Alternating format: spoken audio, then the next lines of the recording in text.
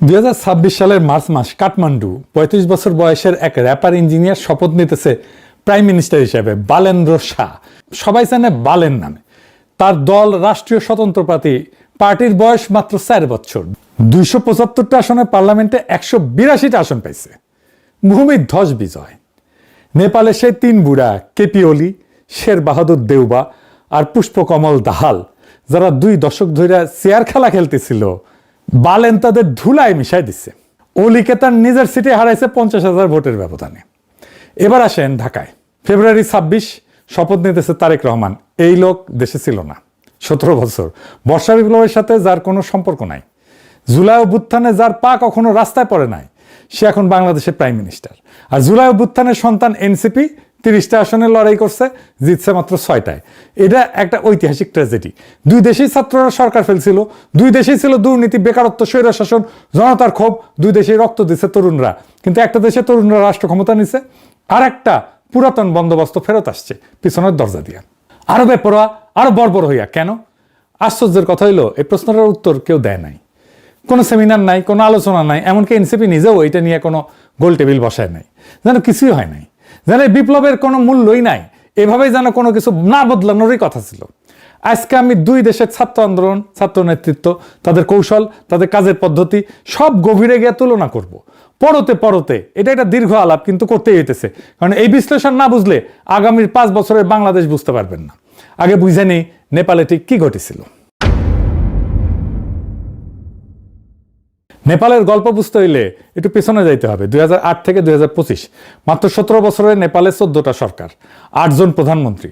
কোন সরকার 5 বছর টেকে নাই। 3 জন বুড়া নেতা, ওলি, দেউবা আর দাহাল, পালা করে চেয়ার বদল করত।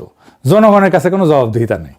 সেই দেশের 20% বেশি তরুণ বেকার। প্রত্যেক দিন হাজার হাজার নেপালি দেশ ছাড়তেছে লেবার ভিসায়, মালয়েশিয়া, কাতার, আমিরাতে যায় শ্রম বেচতে। আর সেই সময় এই 3 বুড়ার ছেলেমেয়েরা কি করতেছিল? ইনস্টাগ্রামে বিলাসী জীবনের ছবি দিতেছিল। দুবাইয়ের ছুটি, লন্ডনে কেনাকাটা, দামি গাড়ি, প্রাইভেট জেট।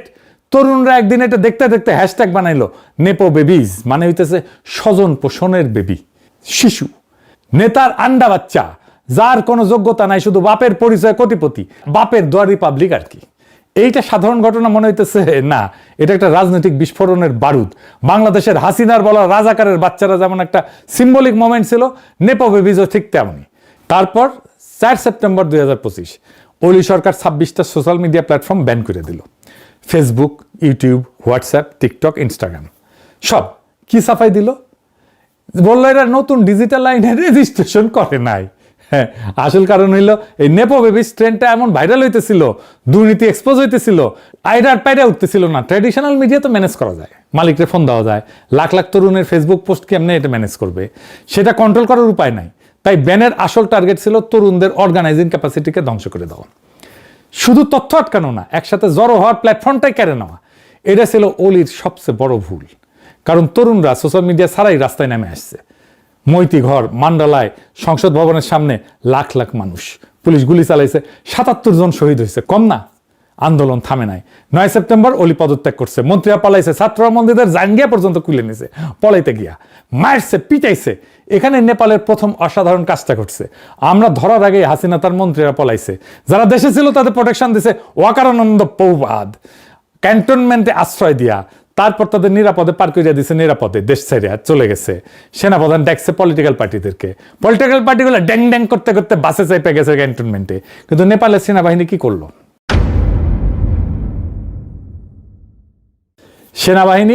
সেনাপ্রধান গেছে আন্দোলনকারীদের সংগঠন হামি নেপালের কাছে, জিজ্ঞেস করছে তোমরা ইন্টারিম নেতা হিসেবে কাকে চাও? সেনাপ্রধান জিজ্ঞেস করতেছে, নিজে কাউকে বসাই দিতেছে না। নিজের তত্ত্বাবধায়ক সরকারের প্রধান কে হবে সেটা মিটিং করে ঠিক করতেছে না। বুকে পাথর চাপা দিয়া প্রফেসর ইউনূসের মতো কাউকে মাইনা নিতেছে না। বরং ছাত্রদের কাছে প্রশ্ন রাখতেছে তোমরা কাকে চাও? এটাই জনগণের সার্বভৌমত্বের কাছে নত হওয়া। নেপালের সেনাপ্রধান সেটা করছে, বাংলাদেশের সেনাপ্রধান সেটা করে নাই। নেপালের সেনাপ্রধান পতিত শাসকের কোন লেসপেন্সারকে রক্ষা করে নাই। নেপালের আন্দোলনকারীরা তারপর কি করলো? তারা গেল ডিসকর্ডে। ডিসকর্ড কি জানেন না? এইটা একটা অনলাইন প্ল্যাটফর্ম, কিন্তু হোয়াটসঅ্যাপ গ্রুপের মতো না আর কি। এখানে হাজার হাজার মানুষ একসাথে আলাদা আলাদা চ্যানেল করে আলোচনা করতে পারে, তর্ক করতে পারে, ভোট দিতে পারে। নেপালের আন্দোলনকারীদের একটা ডিসকর্ড সার্ভার ছিল, সেইখানে 1 লাখের বেশি সদস্য ছিল, সেখানে 10,000-এর বেশি মানুষ নাম প্রপোজাল নিয়ে তর্ক কইরা সাব চ্যানেলে বিভক্ত হয়ে প্রত্যেকটা প্রার্থীর ব্যাকগ্রাউন্ড যাচাই করলো, ফ্যাক্ট চেক করলো, আলোচনা করলো, তারপরে ভোটাভুটি 7,713 ভোট পড়লো। সুশীলা কার্কি সাবেক প্রধান বিচারপতি পাইল 3,833 ভোট, 50% ভোট।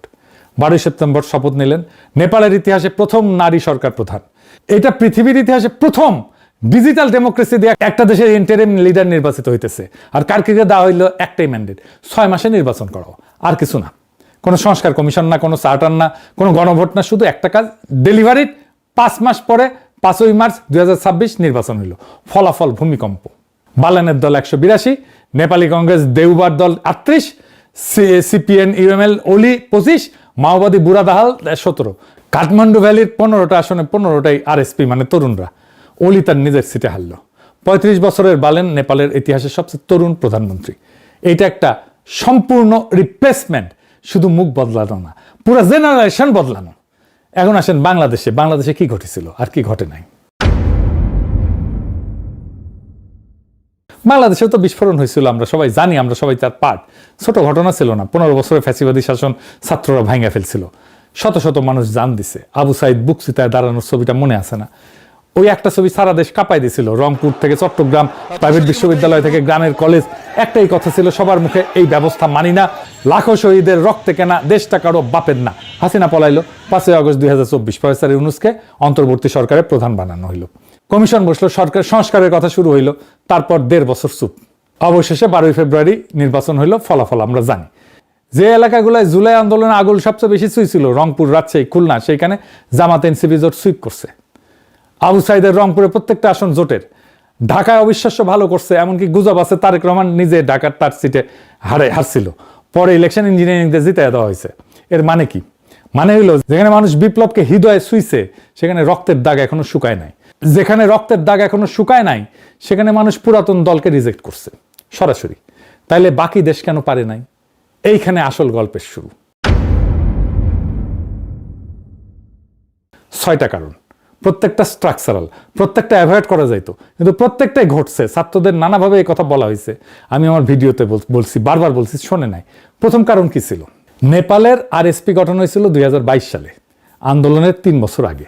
2022-এর নির্বাচনে 4র্থ বৃহত্তম দল হিসেবে পার্লামেন্টে ঢুকে গেছিল, মন্ত্রিসভাতে ছিল কিছুদিন। আর বালেন শাহ 2022-এ স্বতন্ত্র প্রার্থী হিসেবে কাঠমান্ডুর মেয়র হয়েছিল 60,000 ভোটের ব্যবধানে।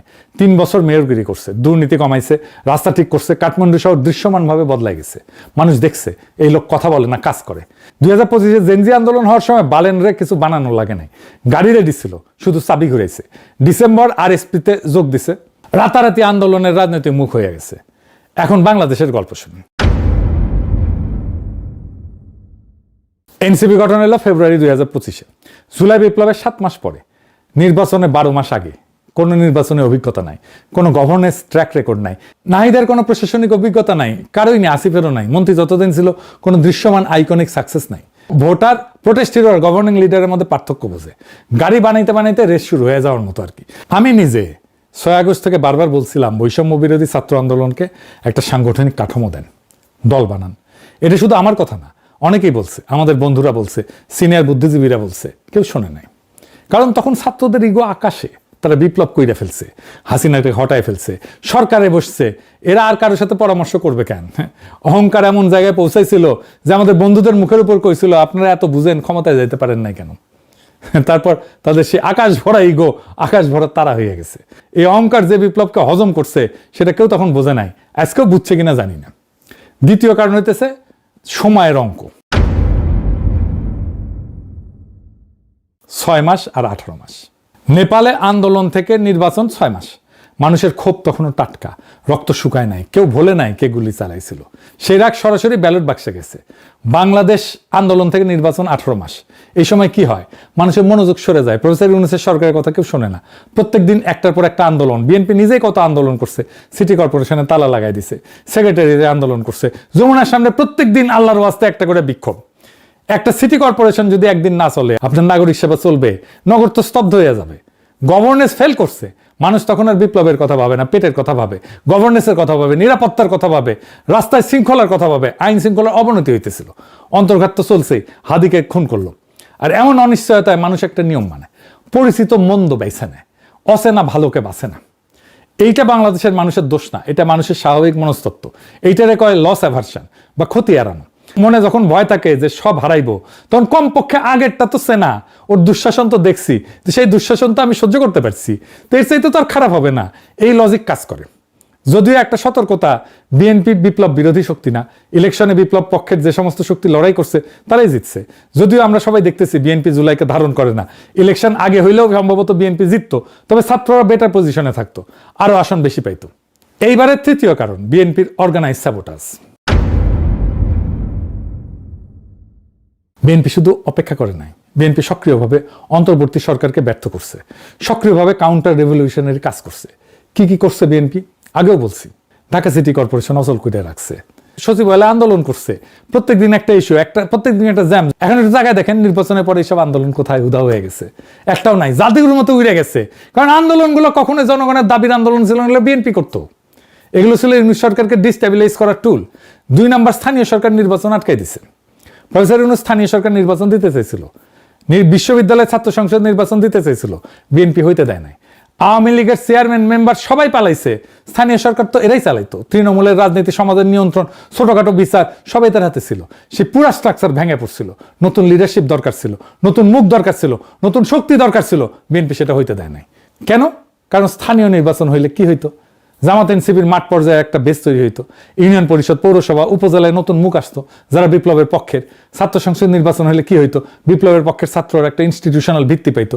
ব্যাপারটা কেমন হইতো সেটা ছায়া তো আমরা দেখছি, ডাকসু, রাকসুতে শিবিরের বিজয় থেকে। সেটা যদি পুরা দেশের ইউনিয়নে হইতো, কি হইতো ভাবেন? বিএনপি এটা জানতো। তাই ইন্টারমিডিয়েট ইনস্টিটিউশন তৈরির আগেই জাতীয় নির্বাচন চাইতেছিল।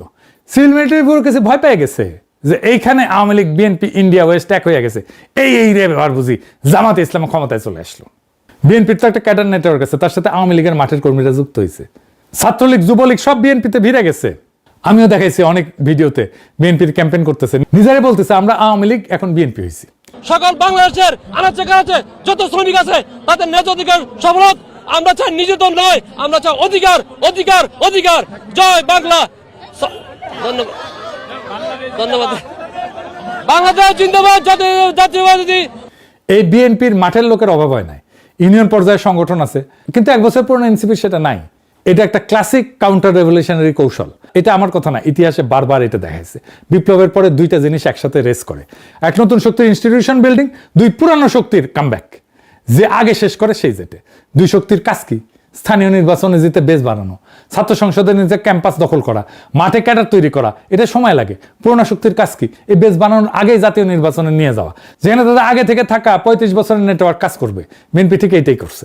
ইন্টারমিডিয়েট ইলেকশন সব আটকাইছে, স্থানীয় নির্বাচন না বলছে, ছাত্র সংসদ না বলছে, জাতীয় নির্বাচনের দিকে ঠেলা দিছে। মানে বিপ্লবের শক্তিকে শিকড় গজনের সময় দেয় নাই, গাছ বড় হওয়ার আগে উপড়ায় ফেলছে। এটা কাউন্টার রেভলিউশন, সামনে থেকে লড়াই না, সময়কে অস্ত্র বানায়। ফ্রান্সে 1789 সালে বিপ্লব হইল, জনগণ রাজতন্ত্র উৎখাত করলো, কিন্তু বিপ্লবীরা নিজেদের মধ্যে বিভক্ত হয়ে গেল। নতুন কাঠামো দাঁড় করানোর আগে ক্ষমতার লড়াই শুরু হলো। ঠিক সেই বিশৃঙ্খলার মধ্যে নেপোলিয়ান ঢুকে পড়লো। সে বলল আমি শৃঙ্খলা আনবো, স্থিতিশীলতা আনবো, শান্তি আনবো। ক্লান্ত মানুষ মেনে নিল। বিপ্লবের ফসল তুললো পুরনো ধাঁচের একজন শাসক। বাংলার লুথার কিং দেশে ফিরে একই কথা কইছিল, নিরাপদ বাংলাদেশ করবে, তাই না? একই সিস্টেম, একই টেমপ্লেট। মিশরে 2011-তে তাহরির স্কোয়ারে লাখো তরুণ হোসেনি মোবারককে হটাইলো, তারপর নির্বাচন হইল, মুরসি জিতলো। কিন্তু পুরনো সেনাবাহিনী, পুরনো আমলাতন্ত্র, পুরনো ব্যবসায়ী গোষ্ঠী, এরা সবাই মিলে মুরসিকে অচল করে দিল। তারপর সিসি আসলো, সামরিক অভ্যুত্থান হইল, আর বলল আমি স্থিতিশীলতা। তাহরির স্কোয়ারের তরুণরা তারা আজ কারাগারে, নির্বাসনে অথবা নীরব। প্যাটার্নটা বুঝতে পারছেন? বিপ্লবের পরে পুরনো শক্তি কখনো সামনে থেকে লড়ে না, তারা অপেক্ষা করে, বিপ্লবীদের বিভক্ত হইতে দেয়, ক্লান্ত হইতে দেয়, ভুল করতে দেয়, তারপর স্থিতিশীলতার মুখোশ পইরা ফিরে আসে। বাংলাদেশে বিএনপি ঠিক এই কাজটাই করছে, শুধু সামরিক অভ্যুত্থানের বদলে নির্বাচনী পথে। তারেক রহমান স্থিতিশীলতার কথা বলছে, শান্তির কথা বলছে, ক্লান্ত দেশের মানুষ মাইনা নিছে। এরপর 4 নম্বর কারণ, বিএনপি 209 আসন পাইল কিভাবে? আওয়ামী লীগ তো নিষিদ্ধ, তাহলে এই ভোটগুলা কোথায় গেল? উত্তরটা আপনাদের জানা, পুরানো বন্দোবস্তে প্রত্যেকটা স্তম্ভ বিএনপির পিছনে সারিবদ্ধ হয়ে গেছিল। 1 নম্বর স্তম্ভ আমলাতন্ত্র, ব্যুরোক্রেসি। হাসিনা 15 বছরে যে প্রশাসন তৈরি হয়েছে, ডিসি, ইউনো, পুলিশ, নির্বাচনের কর্মকর্তা, এরা সব পুরনো ব্যবস্থার লোক। এদের জন্য বিএনপি মানে সিস্টেম কন্টিনিউশন, জামাত এনসিপি মানে সিস্টেম ডিসরাপশন। জামাত এনসিপি আসলে কি হবে? দুর্নীতির বিচার হবে, ব্যাংক লুটেরাদের হিসাব চাওয়া হবে, প্রশাসনে জবাবদিহিতা আসবে, ব্যাংকগুলো থেকে পাচার হয়ে গেছে ফেরত দিতে হবে সেগুলো। কিন্তু বিএনপি আসলে পুরনো খেলা চলবে, শুধু মুখ বদলাবে। তাই হইতেছে কিনা বলেন? এই জন্যই আমলাতন্ত্র বিএনপির পাশে।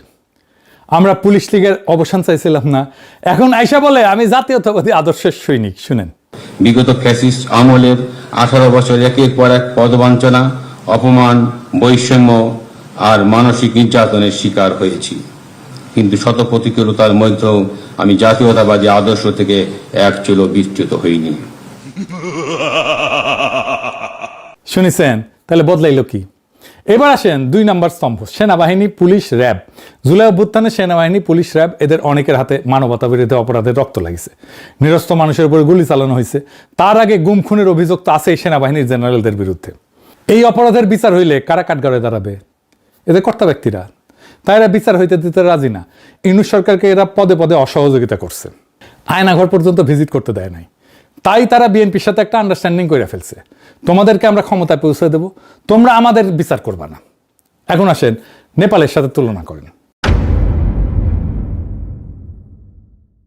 নেপালের সেনাপ্রধান আন্দোলনকারীদের জিজ্ঞেস করতেছে তোমরা কাকে চাও। নেপালের সেনাপ্রধান ফ্যাসিলিটেটর, বাংলাদেশের সেনাপ্রধান ইন্টারেস্টেড স্টেক হোল্ডার। এই পার্থক্যটা শুধু ব্যক্তির না, এটা অভ্যুত্থানের মৌলিক গড়নের পার্থক্য। নেপালের সেনাবাহিনীর হাতে গণহত্যার দাগ আগে থেকে ছিল না, বাংলাদেশের সেনাবাহিনীর হাতে ছিল। 3 নম্বর স্তম্ভ কি?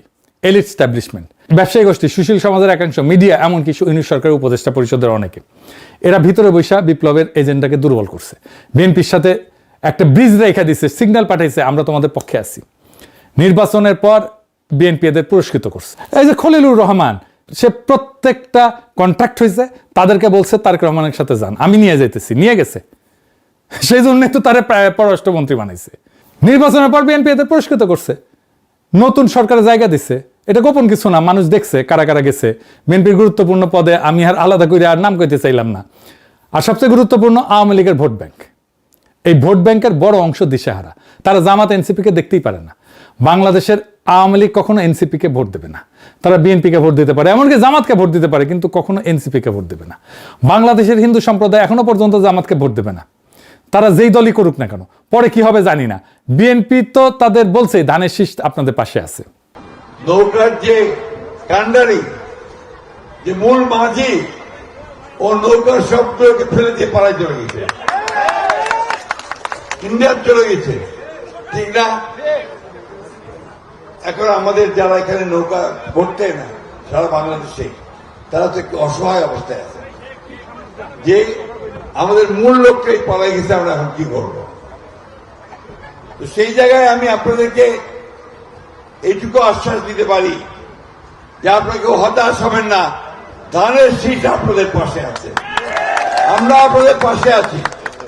আমরা বেঁচে থাকতে আপনাদের গায়ে কেউ ফুলের টোকাও দিতে পারবে না।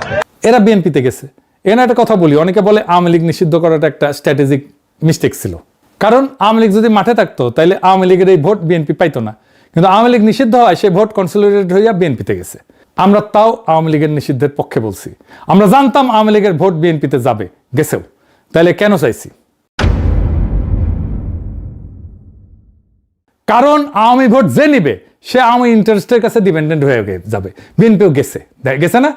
আওয়ামী ইন্টারেস্টের কাছে তাকে আওয়ামী নির্ভর হইতে হইছে না, আওয়ামী লীগ তোষণ করতে হইতেছে না, খালেদা জিয়ার গাড়ি বহরে হামলাকারীকে জামিন দিতে হইতেছে না, মুক্তিযুদ্ধের চেতনা হইতেছে না, আওয়ামী ন্যারেটিভ গ্রহণ করতে হইতেছে না। আওয়ামী লীগ যত বেশি মুক্তিযুদ্ধের কথা কইছে তার চেয়ে বেশি কইতেছে বিএনপি, যেন বিএনপি মুক্তিযুদ্ধের চ্যাম্পিয়ন।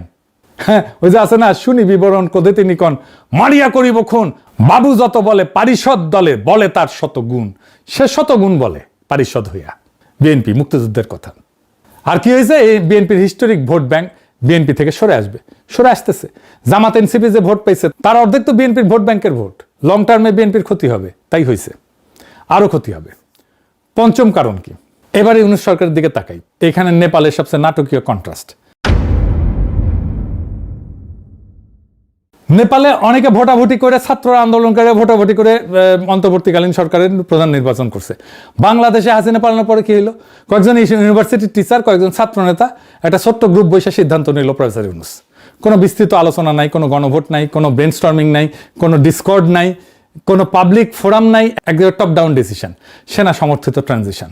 ফ্যাটাল মিস্টেক এটা। একটা আন্দোলনের জন্য নেপালে হাজার হাজার মানুষ ইন্টারিম নেতা বাছাই করছে, বাংলাদেশে কয়েকজন মিলে ঠিক করে দিছে।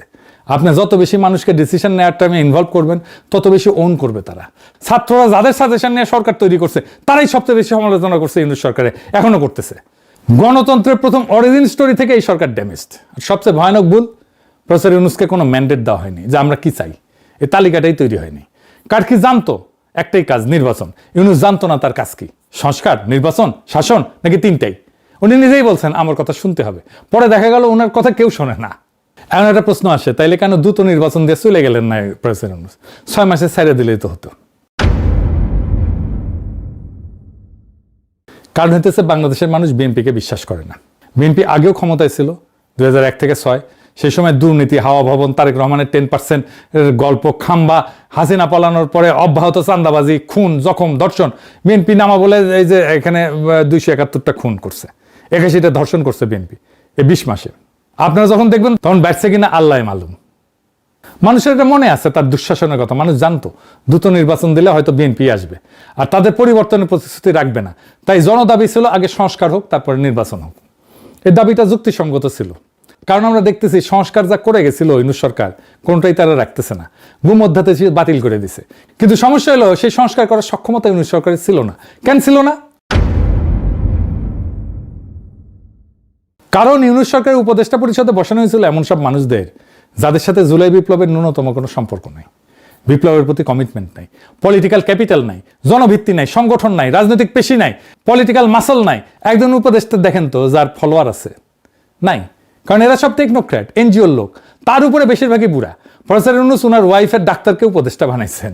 হ্যাঁ, চিন্তা করেন, এরা হয়তো চিন্তাশীল বা ইন্টেলিজেন্ট মানুষ, কিন্তু এক্সিকিউটর না। ফলে কঠিন রাজনৈতিক সিদ্ধান্ত নেওয়ার সময় এরা পিছিয়ে যেত, আর এক্সিকিউট করতে গেলে হাসিনা আমলে ব্যুরোক্রেসি বাধা দিত। কারণ সেই ব্যুরোক্রেসি কোনো কারণ নাই বিপ্লব সফল করার। আর বিপ্লবের আসল শক্তি প্রাইভেট বিশ্ববিদ্যালয়ের ছাত্রছাত্রী, তরুণ নারীরা, সোশ্যাল মিডিয়া অ্যাক্টিভিস্ট, গার্মেন্টস শ্রমিক, রিক্সাওয়ালা, দিনমজুর, মাদ্রাসা ছাত্র, আলেম, এদের কাউকে কাছে টানা হয়নি।